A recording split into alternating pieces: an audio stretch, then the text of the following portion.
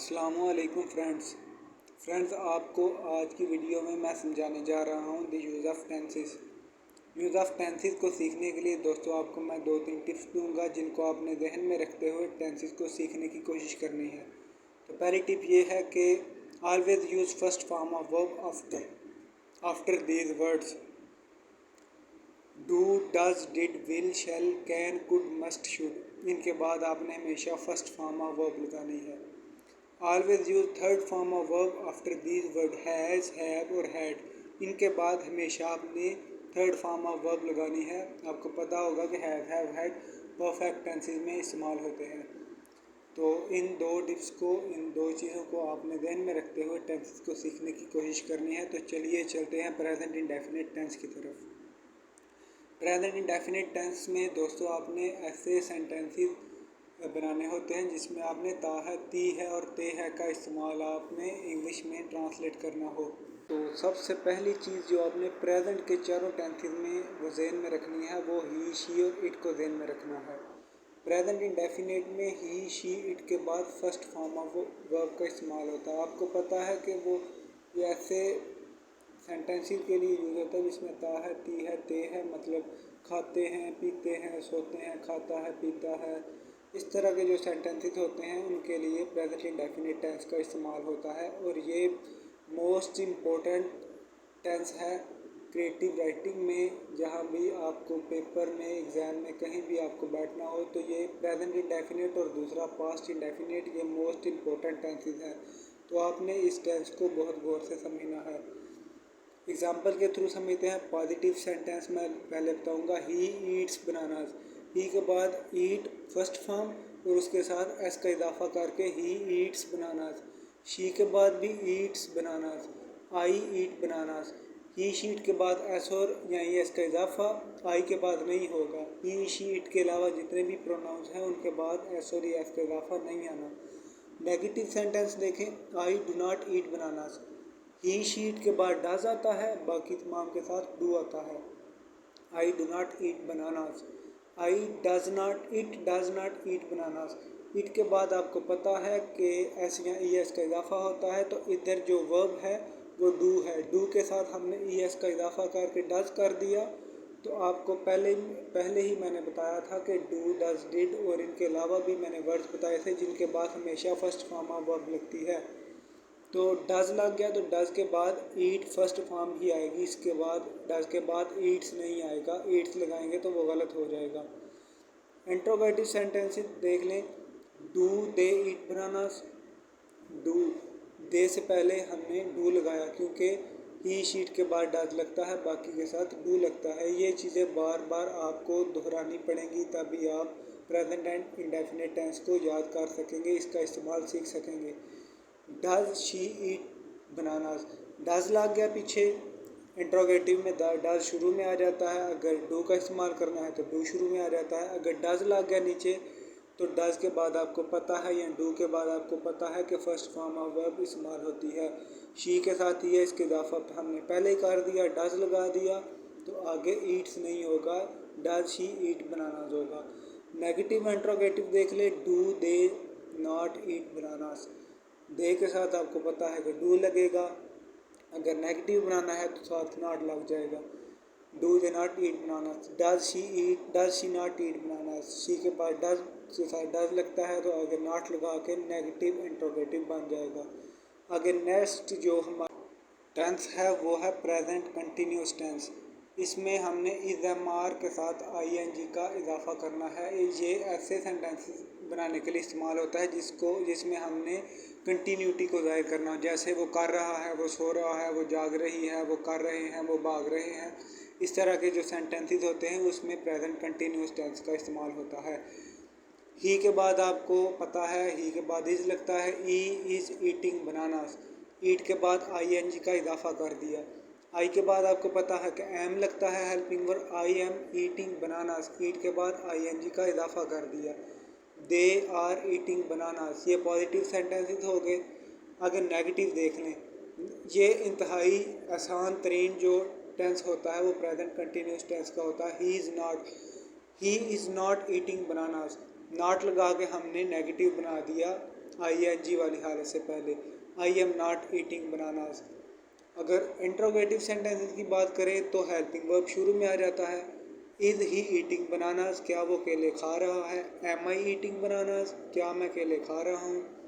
अगर negative interrogative को देखें तो जैसे हमने प्रेजेंट इंडेफिनिट के बाद प्रोनाउन के बाद नॉट लगाया था, तो इसमें भी ऐसा ही करना है।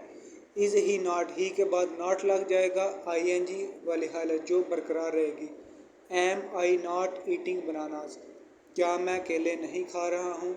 इस तरह के जो सेंटेंसेस हैं वो कंटिन्यूटी को बयान कर रहे हैं, जैसे मैं केला खा रहा हूँ। एंड में हमने देखा am I not eating bananas, क्या मैं केले नहीं खा रहा हूँ। ये कंटिन्यूटी को जाहिर करने के लिए जो टेंस इस्तेमाल होता है उसे हम प्रेजेंट कंटिन्यूस। नेक्स्ट जो हमारा टेंस है वो है प्रेजेंट परफेक्ट टेंस का। ये ऐसे सेंटेंस ऐसी बात को बताने के लिए इस्तेमाल होता है इस टेंस का जिसमें हमने बात के मुकम्मल होने की तरफ इशारा करना हो। इसमें हमने हैज़ हैव का इस्तेमाल देखना है। पहले ही मैंने आपको बता दिया था कि हैज़ और हैव के बाद हमेशा थर्ड फॉर्म का इस्तेमाल होता है। और एक दूसरी चीज़ आपको मैंने ये बताई थी कि ही शी और इट को आपने प्रेजेंट इंडेफिनिट टेंस में आपने ले के साथ चलना ही चलना है। ही शी और इट को प्रेजेंट इंडेफिनिट में ही शी इट के साथ है सर एस का इजाफा देखा। इधर हमने ही शी इट के बाद हैज़ लगाना है, बाकी तमाम प्रोनाउंस के साथ हैव लगाना है। पॉजिटिव एग्जांपल देख लें। सबसे पहले शी हैज़ ईटन बनाना, सी के बाद हैज़ लगा, हैज़ के बाद ईट की थर्ड फॉर्म ईटन लग गई। First form eat, second ate और third eaten. She has eaten bananas. I के बाद हैव लगेगा, I have eaten bananas. We have eaten bananas, we के बाद भी हैव लगता है। ही शी और इट के अलावा जितने भी प्रोनाउंस हैं उनके साथ हैव का इस्तेमाल होता है। नेगेटिव सेंटेंस में he has not eaten bananas, has के बाद नॉट लगा और थर्ड फॉर्म जो हमने वो इस टेंस में बरकरार रखनी ही रखनी है। I have not eaten bananas, I के बाद हैव लग गया, नॉट ईटन, ईटन फिर वही थर्ड फॉर्म आ गई हैव के बाद। नॉट लगने या ना लगने से बिल्कुल भी सेंटेंस के ऊपर फ़र्क नहीं पड़ेगा, थर्ड फॉर्म आपने लगानी ही लगानी है। इंट्रोगेटिव में हम देखते हैं कि हेल्पिंग वर्ब कंटिन्यूस टेंस में भी शुरू में आ गया था, इधर भी हैव जो है वो शुरू में आ गया है। हैव आई ईटन बनानास, क्या मैं केले खा चुका हूँ। Has she eaten bananas, has इधर शुरू में आ गया, शी के बाद आपको पता है कि हैज़ लगता है शी के साथ, तो हैज़ लग गया। नेगेटिव इंट्रोगेटिव में आपने देखना है कि नॉट का इस्तेमाल होना है, बाकी इंट्रोगेटिव सेंटेंस की तरह ही होगा। आगे नेक्स्ट जो हमारा टेंस है वो है प्रेजेंट परफेक्ट कंटिन्यूस टेंस। इसमें हमने ऐसे सेंटेंस ऐसी बात को बताना होता है जो एक पॉइंट ऑफ टाइम से शुरू होकर अभी तक जो चीज़ जारी हो। मिसाल के तौर पे हमने बताना हो कि बारिश, सुबह से बारिश हो रही है, सुबह से शुरू हुई और अभी तक बारिश लगी हुई है, हो रही है। ऐसे जो सेंटेंसेस हैं, ऐसी बातें जो हैं, इनको बताने के लिए हम प्रेजेंट परफेक्ट कंटिन्यूस टेंस का इस्तेमाल करते हैं। ही शीट को फिर वही बात आपने ज़हन में रखनी है। ही शीट के बाद हैज़ बीन और बाकी सब के साथ हैव बीन, ये तो आपको पता चल गया। नेक्स्ट जो चीज़ है वो हमें इशारा दे रही है कंटिन्यूस टेंस। कंटिन्यूस में आपको पता है कि ING वाली हालत होती है। कोई काम कंटिन्यूटी को ज़ाहिर करना हो किसी भी काम में तो हम ING वाली फॉर्म लगाते हैं, फोर्थ फॉर्म, जिसे फोर्थ फॉर्म ऑफ वर्ब बोलते हैं। इसमें हम दोस्तों सबसे पहले एग्जांपल देखते हैं। It has been raining since morning, बारिश सुबह से हो रही है। सुबह, अब हमें पॉइंट ऑफ टाइम का पता चला कि सुबह से बारिश शुरू हुई है, पॉइंट ऑफ टाइम का पता चल गया तो हम इसमें सिंस लगाएंगे। दूसरी एग्जांपल देखें। He has been living here for 10 years, for का इस्तेमाल हो गया 10 साल। इधर पीरियड ऑफ टाइम का इस्तेमाल हुआ है 10 साल, ये पीरियड ऑफ टाइम है 10 साल, तो इधर फॉर का इस्तेमाल होगा। सिंस और फॉर को का इस्तेमाल एक और भी फार्मूला है उसके लिए। अगर हमने numbers of days, numbers of month और नंबर्स ऑफ ईयर्स की बात करनी हो तो हम फॉर का इस्तेमाल करते हैं।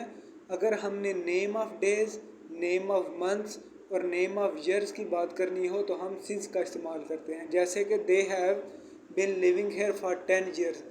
10 जो है वो नंबर ऑफ ईयर्स है, तो इसलिए इधर फॉर का इस्तेमाल आएगा। आगे नेगेटिव सेंटेंसेस देखते हैं। He has not been living here for 10 years. 10 अब नंबर ऑफ ईयर्स की बात हो रही है तो इधर फॉर का इस्तेमाल होगा। बाकी सेंटेंस स्ट्रक्चर वही रहेगा, सिर्फ हैज़ और बिन के दरमियान नॉट लग जाएगा। हैज़ इसलिए आया क्योंकि शुरू में ही है, तो इसलिए हैज़ लग जाएगा। आगे नीचे हमने दे की बात करनी है। They have not been studying since Monday. Have आया दे की वजह से, नॉट आया नेगेटिव की वजह से, और सिंस आया मंडे की वजह से, क्योंकि मंडे पॉइंट ऑफ टाइम की तरफ इशारा है। बाकी सेंटेंस स्ट्रक्चर वही रहेगा। अगर नेगेटिव सेंटेंसेस की जांच करनी हो तो उसमें जैसे हमने शुरू वाले टेंसेस किए थे, ये भी टेंस उसी तरह करेंगे। हैव को हम हैव का इस्तेमाल है तो उसे शुरू में ले जाएंगे, हैज़ का इस्तेमाल है तो उसे भी हम शुरू में ले जाएंगे।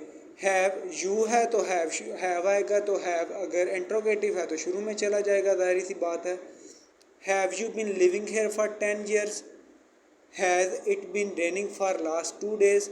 इधर 2 डेज नंबर ऑफ डेज है तो इधर फॉर का इस्तेमाल होगा। आगे नेक्स्ट है नेगेटिव इंट्रोगेटिव सेंटेंसेस। नेगेटिव में हमने सिर्फ नॉट का इस्तेमाल करना है, जैसे वो शुरू वाले में करते थे। यू के साथ हैव का इस्तेमाल होता है, आपको पता है। Have you not been living here for 10 years. Has it not been raining since morning. बाकी सेंटेंस स्ट्रक्चर वही रहेगा, सिर्फ नॉट आएगा। दोस्तों, हम अगली वीडियो में मैं आपके साथ पास्ट के तमाम टेंसेस को शेयर करूंगा और क्लियर करने की कोशिश करूंगा। अल्लाह हाफिज़। तो मिलते हैं फिर अगली वीडियो में। Take care all of you. अल्लाह हाफिज़।